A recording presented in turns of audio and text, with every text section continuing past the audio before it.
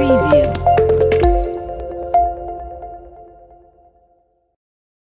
Assalamualaikum Pak Akrom. Waalaikumsalam warahmatullahi wabarakatuh. Injih sehat ya untuk hari ini ya Pak Akrom ya. Alhamdulillah. Oke, tadi kita sudah sedikit ngobrol sebelum kita tadi on gitu Inge tentang masa kecil kita. Soalnya kan kita juga seumuran. Jadi kita ada di 3 fase sebenarnya. Jadul dan juga sekarang ini modern ya Pak ya. Masa anak-anak jadul dan juga modern. Jadi kita tuh patut berbahagia nggih Pak ya. Paling enggak. Nah, kalau ngomongin tentang dulu dan juga sekarang itu perbedaannya sangat-sangat amat banyak begitu. Salah satunya adalah faktor makanan ya Pak Akrom ya. Makanan sekarang ini ya kita tidak mencas kalau sekarang ini tidak layak makan boten. Nah, tapi banyak sekali sentuhan-sentuhan yang sebenarnya bisa membahayakan tubuh ya. Betul kan? Seperti pemanis buatan, perasa, pengawet. Nah, seperti itu kan berbahaya untuk tubuh ya Pak Akrom. Sebenarnya seberapa bahayakah hal-hal seperti itu untuk tubuh? Pada dasarnya secara kimiawi ya, pengawet itu kan ya namanya juga ngawet kan. Otomatis di sini zat-zat pengurai itu nggak akan bisa bekerja. Nah, kemudian apa yang kita makan kan di pencernaan akan tetap awet Mbak, nggak bisa diurai. Kalau sudah masuk ke tubuh juga sulit untuk terurai yang ada pengawetnya. Iya, akhirnya kan makanya kenapa sih orang-orang sekarang itu keluhannya perutnya begah. Apa bisa tapi sulit dan sulit gitu Pak Akrom? Iya, lebih lama. Lebih lama. Iya, makanya kan begah itu kan sampai berhari-hari kita kan nggak terlalu berasa, cuman petengku kok gak enak. Nah, ngoten tok ya. Oh gitu. Itu tanda-tanda bahwa kita itu sudah kelelahan di pencernaan kita.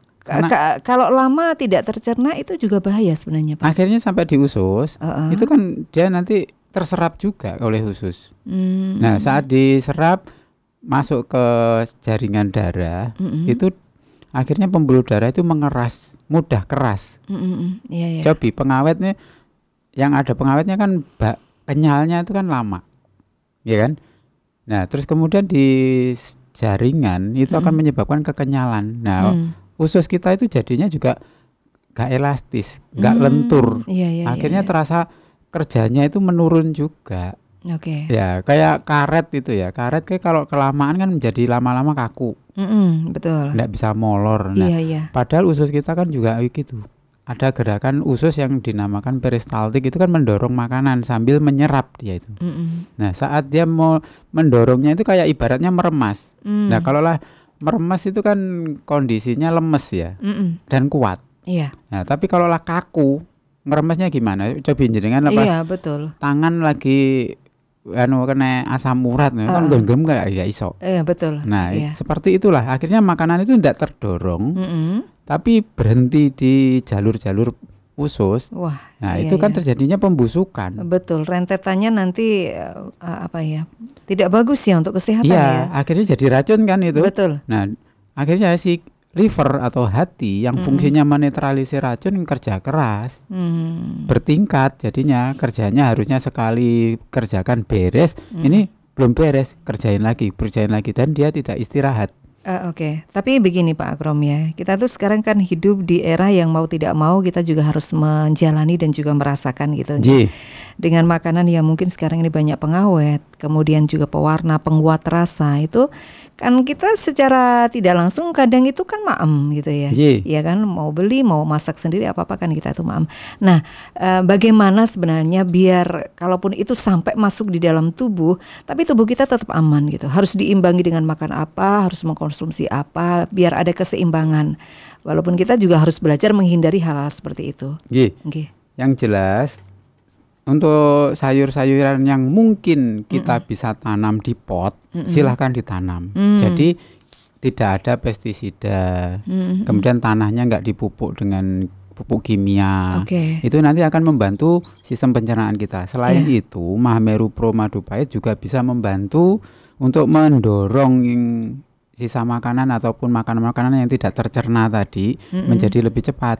Makanya nanti kalau kita mengkonsumsi Mahameru Pro Madu Pahit secara rutin, buang air besar kita akan juga ikut rutin. Terus akhirnya kalau sampah-sampah sudah terbuang dengan baik, usus-usus kita pun juga akan kerjanya lebih nyaman. Nah gitu ya, tidak berat lagi tugasnya ya. Nah itu, ya, karena di sini rasa apa ya istilahnya, kandungan-kandungan dari pasak bumi, purwoceng, sambiloto, brotowali maupun juga propolis dan madunya itu sendiri itu sinergi kerjanya membantu sel-sel tubuh kita itu untuk bekerja lebih efektif, efisien. Nah akhirnya kan yang nggak diperlukan didorong sama ini kan istilahnya memaksa sel-sel tubuh kita itu mendorong, membuang.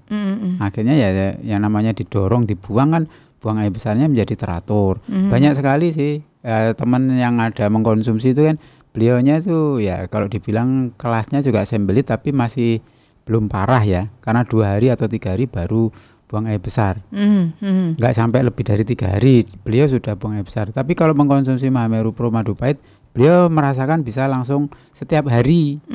Itu yang pernah saya tanyakan. Oh gitu ya, iya. Bisa lancar untuk BAB buang air besar ya. Iya, dan itu akhirnya apa? Sampah yang cobi jenengan teng dapur, sampah kemarin nggak dibuang, apa yang terjadi? Baunya itu iya, ya. Bau, terus kemudian kalau ke tempatnya itu kan nggak susah dibersihkan. Iya, oh ya, kelet ya. Kelet, nggih. Nah, apalagi kalau itu nanti yang lengket kemarin terus ditambahi hari ini tidak terbuang lagi. Apa yang terjadi? Di usus kita terjadi suatu perlengketan sampah yang luar biasa. Dan ya mohon maaf kalaulah nanti kentut ya bikin pingsan ya. Iya biasanya gitu, baunya itu yang nggak kuat ya. Nah kalau 1 hari kita kentut kok sudah bau, pertanda pencernaan kita nggak bagus. Apakah kentut itu ada yang tidak bau? Harusnya enggak. Kan setiap pencernaan itu kalau tidak terjadi pembusukan itu tidak bau, Mbak, kentut itu. Sebenarnya kentut itu penting apa tidak? Dan kalau keseringan kentut gimana, Pak Akrom? Kentut itu secara normal dalam 24 jam itu sudah dihitung sama ahli itu 12 kali kentut sampai 20-an. Itu normal? Normal. Itu makanya terjaga ya maksudnya. Kalau kita nggak kentut-kentut, nah berarti kan peristaltik kita tidak baik. Sistem enzim-enzim di usus kita juga tidak baik. Akhirnya ya terakumulasi. Akhirnya ya di anu wetenge di puk-puk langsung bunyi. Nah, orang bilang kembung. Nah, itu kan terjadi penumpukan gas-gas dari pembusukan dari penguraian dari makanan tadi terkumpul di usus. Nah, kalau sering kentut, nah dipertanyakan satu, konsumsi apa. Nah, makanan yang banyak menghasilkan gas itu singkong. Iya. Ya toh? Itu baik daunnya juga menghasilkan gas. Kemudian nangka. Itu iya, betul. Ya, itu banyak sekali menghasilkan gas. Apa meneh bodohane sembuhan. Nah. Sebenarnya makanan-makanan seperti itu perlu dihindari apa sesekali tempo boleh kita makan? Sesekali tempo kita ini makan. Untuk fungsinya? Kalau nangka itu kan sebenarnya gini, Mbak. Dia itu seratnya tinggi. Nah, itu fungsinya cobi jenengan ngresiki jeding ngono lek gak gawe sikat apa ya resik. Nah, kan butuh serat. Butuh serat, betul. Ya kan? Nah, usus kita juga begitu, butuh serat untuk membersihkan. Tapi efek samping dari nangka, singkong itu kentut itu. Tapi kenapa ada yang orang itu tidak kuat makan nangka? Perut kok tambah begah? Kenapa? Ya karena menghasilkan gasnya lebih cepat berarti beliau. Tapi sebenarnya nggak apa-apa ya? Ya nggak apa-apa. Tapi kalau terlalu banyak ya jangan. Nah, makanya dia nanti harus dinetralisir dengan yang lain. Betul. Makanya kalau dimakan langsung kan dia nggak kuat biasanya. Makanya dicampur ke kolak. Nggak apa-apa itu ya? Tidak mengurangi maksudnya. Tapi seratnya kan masih ya? Ya masih serat. Yang itu aja saya tanya ya, tetangga saya itu ada. Dia itu kalau makan nangka langsung nggak bisa. Tapi kalau di kolak dia masih toleransi lah. Berarti sama dengan ini. Dan kan di kolak kan pasti ada dicampuri sama pandan wangi, Mbak. Pandan wangi. Nah, pandan wanginya itu loh yang membuat rileks. Jadi ke tubuh ya. Iya, akhirnya tidak terlalu tegang, ususnya juga nggak stres kan. Iya. Nah, itu akhirnya membantu. Nah, betul. Untuk panjenengan yang pengen membuat kolak, tapi kolaknya ya hati-hati Bapak Ibu. Ojo sing kewontel sampai lowegi gitu ya, jangan. Gombyoran ae lah. Nggih, pokoknya seger. Betul. Jangan terlalu manis juga gitu nggih. Usia apalagi sudah 30 tahun ke atas ini kan rentan banget ya. Tentang hubungannya dengan pankreas pasti ya kalau gula itu ya Pak Prom. Leres. Jadi harus benar-benar diperhatikan ya. Jadi untuk vertigo yang dulu sudah pernah terus kemudian membaik, dalam arti nggak kambuh lagi, terus akhir-akhir ini berasa seperti yang dulu, ya kan, istilahnya khawatir kambuh lagi. Beliau kita harus kasih tahu yang lain sebenarnya vertigo itu apa ya Pak Prom? Vertigo itu adalah perasaan yang memutar ya, pusing 7 keliling ya. Wong biyen lek ngarani pusingnya muter kaya diputar-putar neng dermolen. Itu makanya disebut pusing 7 keliling karena perasaan itu kayak mutar. Kayak diputar-putar kayak awake dhewe cek dolanan cek cilik ngene neng tengah-tengah diutar-utar koncone ditutupi matane lah terus mari ngono ditinggal ngoten niku lho. Nah, itu perasaan itu sampai naik mengganggu pencernaan. Makanya kalau vertigonya kuat akhirnya muntah. Dan sampai dengan sekarang itu penyebab utamanya itu tidak jelas. Karena ada orang yang peka yang namanya coklat itu juga bisa. Waktu saya aktif dulu di rumah sakit ada itu. Saya menerima orang ya pokoknya kena rasa titik coklat langsung. Oh gitu ya, nggak kuat ya? Nggak kuat ya. Nah makanya di sini nggak pasti penyebab utamanya. Terus kemudian ya yang paling banyak itu yang saya terima itu efek dari banyak pikiran, stres ya. Itu para pekerja kantoran itu wah luar biasa, itu yang paling banyak. Nah sebenarnya terus kemudian dari sudut pandang kedokteran saraf itu kan diduga saraf-sarafnya memang kekurangan nutrisi dan oksigen.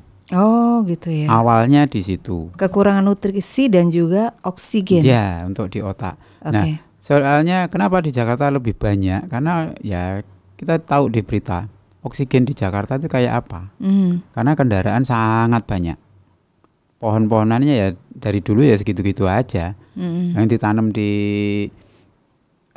pedestrian itu kan ya cuma segitu-gitu aja. Akhirnya itu dipangkas. Ya, saat dipangkas itu biasanya kalau saya perhatiin nih, kalau saya jalan dari rumah sampai ke rumah sakit itu kalau pemangkasan saya tunggu itu kan belum tumbuh ya. Itu di rumah sakit sedekat-dekat yang dipangkas itu besok-besoknya itu banyak yang sakit saya rasakan. Nah di sini kan berarti kualitas oksigen sangat berpengaruh bagi kesehatan kita. Betul. Ya alhamdulillah kita hidup di daerah yang masih banyak tanaman, dalam arti sawah ya cik, sak pirang-pirang. Nah sini oksigenasi kita itu masih bagus. Masih berlimpah. Nah, makanya nunduknya pelan-pelan sampai maksimal, ditahan, ditahannya itu ya semampunya. Biasanya sampai 3 dulu. Nah nanti diulang lagi. Sehari itu diusahakan minimal 2 kali, pagi sore. Dan itu saya waktu itu yang diajari ke pasien itu saya. Dan saya harus mengingatkan dan dengan tim saya ya.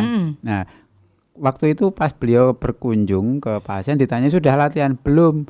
Pas itu saya ngikut dokternya, saya yang kena omel-omel. Gimana sih?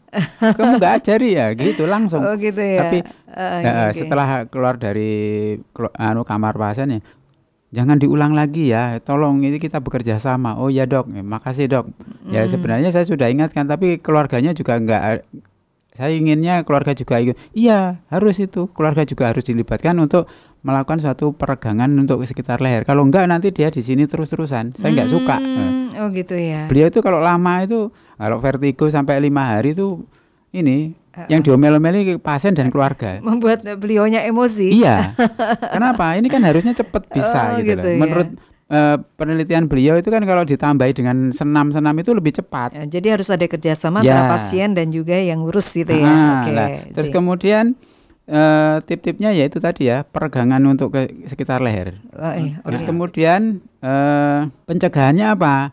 Ya sering napas panjang dan olahraga khusus leher aja lah ya. Sama ngangkat bahu ya, kayak ya, gitu. ngangkat, turunkan, ditahan gitu ya. Ini Jadi, untuk melemaskan melemaskan, sebenarnya. melemaskan bahu dan nanti kan leher juga ikut-ikutan Mbak. Oke, Nah ya. itu, terus kemudian Mahameru Pro Madu Pahit apakah bisa? Insya Allah Nah, bisa. pertanyaan itu Ya, tadi. itu insya Allah bisa karena memang pada dasarnya Mm-mm. untuk pasak bumi Purwoceng itu kan fungsinya untuk kekuatan otot ya, Mm-mm, betul. metabolisme. Jadi otot itu biar tidak mudah kaku. Mm-mm. Nah, kemudian Sambiloto Browoto Walinya itu ada anti inflamasi atau anti radangnya. Mm-mm. Kalau Oke, sudah oke. meradang itu kan panas rasanya, tegang, Mm. kaku. Nah, itu dia dibantu dari kandungan yang dari Sambiloto dan Brotowali. Kalau dalam unsur ilmu TCM, tradisional Cina medicine, Sambiloto itu membuang panas yang ada di tubuh kita yang tidak terbuang. Istilahnya panas dalam. Nah, Mm-mm. vertigo itu kalau saya sering tanya itu gimana perasaan? Iya Pak, badan saya rasanya di dalam itu ada panas. Apakah itu panas dalam Pak? Ya mungkin. Kalau kedokteran kan enggak ada istilah panas dalam toh sebenarnya. Nah makanya perasaan panas sih Pak. Nafas saya juga panas. Tapi kalau lah sering banyak minum ya kembung juga perut. Nah ya udahlah Pak. Senam-senamnya coba dilatih gitu. Saya biar nanti panasnya keluar saat kita bergerak. Nyatanya beliau lakukan ya cepat pulang. 3 hari beliau Sudah pulang ya? Iya pulang. Oke. Nah, itu padahal beliau masuk itu dengan muntah-muntahnya. Jadi kalau udah muntah-muntah minimal ya saya hitung-hitung sendiri itu 5 hari sampai seminggu. Kalau Itu ya? ada muntahnya. Tapi kalau hanya sekedar vertigo muter-muter aja itu biasanya ya sampai 5 hari lah ya. Oke. Nah, yang apa istilahnya testimoni nyeri linu-linune mereda toh. Nah, itu kan karena memang kandungan dari Mahameru Pro Madu Pahit itu juga meredakan ketegangan-ketegangan di saraf gitu. Oke. Nah, jadi Bu Yayu Trenggalek tadi untuk vertigo juga bisa diharapkan ya vertigonya itu tidak mudah kambuh. Nah, itu. Kalau yang dari Mbak Siti Aisyah tentang perut yang kerucuk-kerucuk walaupun sudah makan gitu, itu bisa jadi karena memang gerakan peristaltikan usus jenengan itu sangat cepat. Nggak tahu meningkatnya karena apa. Tapi kalau lah kerucuk-kerucuk itu kan berarti kan itu tadi gerakan meningkat. Nah kemudian kalau lambungnya sendiri tidak ada nyeri, tidak ada mual, ya nggak apa-apa. Nggak apa-apa ya kerucuk-kerucuk ya? Ya biarin aja. Istilahnya nggak usah wah kok aku luwe kok di asam lambungku meningkat, nggak usah. Kalau lah memang nggak terlalu bermasalah dalam ini kerucuk-kerucuk pengen maam ya dimakmi cemili titik baik. Tapi kalau lah nanti dipancing terus itu nanti makin cepat produksinya. Asam lambungnya makin cepat terus akhirnya suatu saat nanti kalau jenengan istilahnya nggak sempet nyemil akhirnya asam lambungnya itu yang meningkat terus dinding lambungnya jadi terluka. Makanya kalau kerucuk-kerucuk kok nggak ada perasaan pengen makan yang kuat terus perut sudah ndak kembung, ndak ada perasaan yang nggak enak lainnya, ya ndak usah dituruti istilahnya. Kerucuk-kerucuk mari mam ya bene. Nah itu tandanya bahwa memang pencernaannya memang kerjanya membaik dibanding yang kemarin-kemarin kok nggak kerucuk-kerucuk. Kalau kita nggak kerucuk-kerucuk kan gampang begah tuh Mbak. Iya, gitu. Kalau kerucuk-kerucuk kan berarti istilahnya yang dorongnya tuh lebih cepat. Gitu, tapi jangan diimbangi dengan mengkonsumsi bertambah banyak. Iya. Ya biarin aja gitu ya. Biarin. Ya, jadi nggak usah dituruti. Selagi baru makan ya wis istirahat aja. Nggak apa-apa kerucuk-kerucuk. Nah nanti sampai dengan tunggu aja 4 jam ke depan biar memang bersih di lambung. Akhirnya kita nanti ndak numpuk-numpuk makanan di tubuh kita. Nah kemudian untuk Bu Wil tentang kaki yang keju, linu, kemeng, geringgingen ya itu kan bisa jadi karena memang pembuluh darahnya itu tertekan. Coba jenengan rasakan daerah pinggang. Lek mbah-mbah lek ngarani wilayah cetik ya, ndure panggul ya, ndure bokong sithik ya itu terasa tegang panas enggak di situ. Kalau di situ terasa tegang panas sesekali ya kalau duduk kelamaan di situ rasanya bengkeng. Nah, kemungkinan besar otot-otot sekitar situ tegang. Nah, kalau otot tegang akhirnya mendesek ya, desek atau menekan dari pembuluh darah. Nah, pembuluh darah itu kan persis selang. Nah, kalau selang banyu keidek ngono miline banyu langsung idir-idir gitu. Enggak deres. Nah, begitupun dengan pembuluh darah akhirnya ke kaki itu terasanya kayak nggak ngalir. Nah, rasa nggak ngalirnya terhambat itu geringgingan. Itu bisa. Atau mungkin ada sebab yang lain. Bisa jadi memang pembuluh darahnya di kaki itu darah baliknya ya. Itu sangat bermasalah. Dalam artian kalau jenengan muncul kayak varises, nah itu memang pembuluh darah baliknya yang nggak bagus, mendorong ulang. Oh gitu ya, karena timbul varises itu ya, merentol gitu ya. Atau bisa jadi nanti awal jadi itu munculnya varises itu gampang geringgingan, abot yang sikil. Nah itu bahaya itu. Makanya untuk tipnya dalam posisi duduk, selonjor, berdiri ya terserah. Yang diusahakan jinjit. Sampai ketarik gitu ya, otot-otot yang ada di kaki itu sampai terasa tertarik gitu ya. Ya betul, ditahan beberapa saat, dilepaskan, dikendorkan, dijinjit nih maneh, terus sesekali nungkak. Jadi tapak kakinya yang ditarik, yang jadi tumpuan tumitnya nungkak jadi nggih. Nah itu juga akan terasa tarikan di cengklak nggih, belakang lutut. Nah dan juga di betis. Nah itu fungsinya adalah memompa darah yang di kaki supaya kedorong ke atas untuk dibersihkan. Setelah dari jantung dioper ke ginjal untuk dibersihkan dan akhirnya dibalikan lagi ke jantung untuk diedarkan lagi kalau sudah bersih. Nah itu tipnya untuk Bu Wil ya, yang kaki kemeng-kemeng, gerindingan. Tapi ini sepertinya masal kok ya. Kalau kaki kemeng, gerindingan itu sepertinya masal. Ya. Biasanya sing sering kula tampi nggih, wekdal kepengker sing sering teng mriki nggih, rata-rata pinggangnya itu kaku dulu. Oh gitu ya. Iya. Baru nanti nurun ke kaki. Kalau Uwin bisa menarik pertanyaan gini, beliaunya tadi kan minum 1 hari itu kan banyak gitu ya. Kan sebenarnya untuk pengobatan itu kontinu ya, Pak Akrom ya.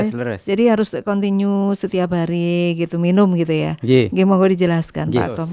Purwoceng itu sebenarnya tanaman perdu. Dulu kalau orang nggak kenal ya kayak suket gitu ya. Ya itu kan nggak bisa tinggi dia. Tingginya cuma sampai kalau dia mau tegak itu berdiri cuma 50 cm. Setelah itu dia ambruk. Jadi kayak nemplek neng bumi. Nah, purwoceng gitu ya? Itu bukan sayur, memang tanaman perdu lah istilahnya nggih.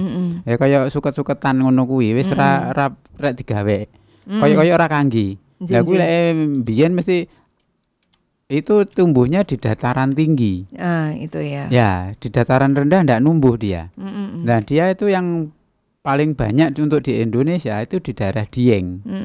Dieng yang di Wonosobo munggah malih. Nah, karena apa? Di sana tuh suhunya itu rata-rata itu nggak nyampe 10 loh. Dan kalau di sana tumbuh sangat liar dingin. gitu ya? Iya, tumbuh liar. Nah itu sangat dingin butuhnya, perlunya. Kalau di Kediri berarti ya nggak bisa ya Pak Akrom ya? Makanya nama ilmiahnya kan Pimpinella Pimpinella alpina.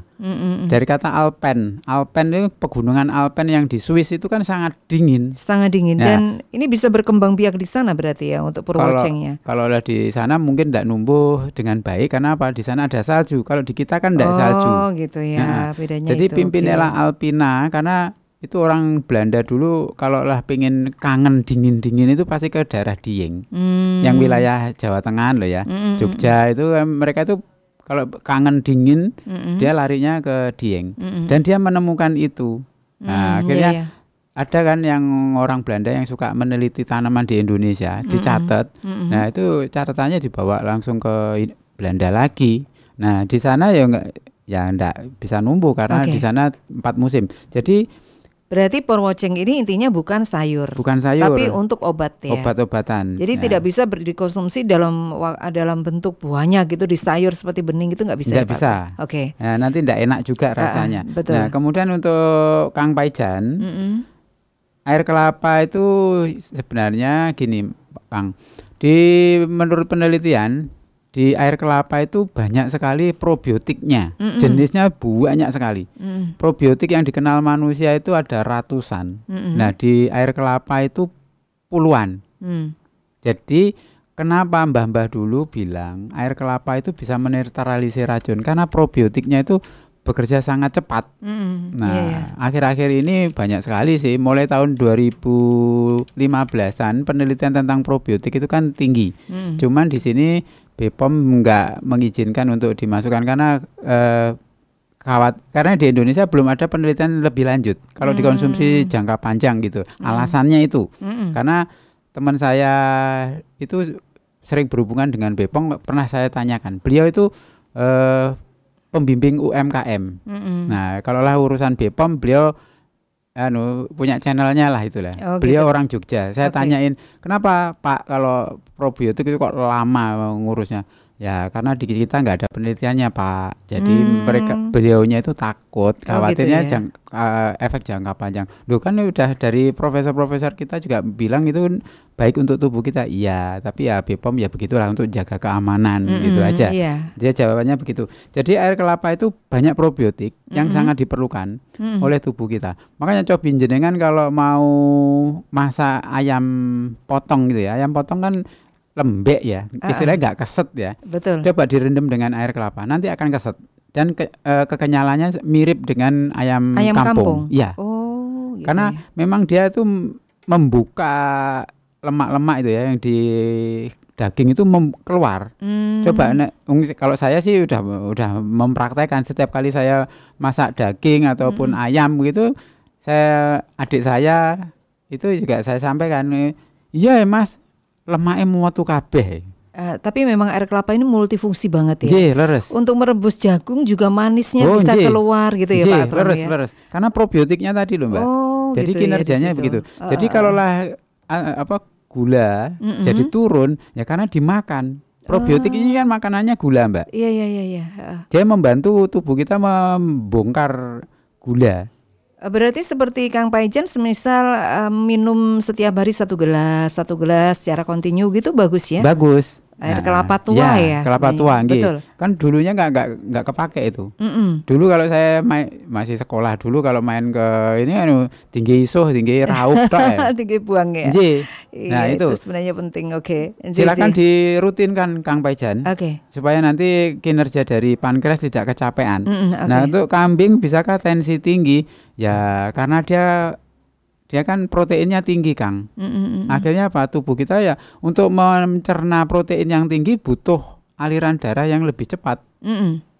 Makanya setelah kita konsumsi itu ya tunggu aja setengah jam 1 jam pasti tensi kita naik. Kenapa?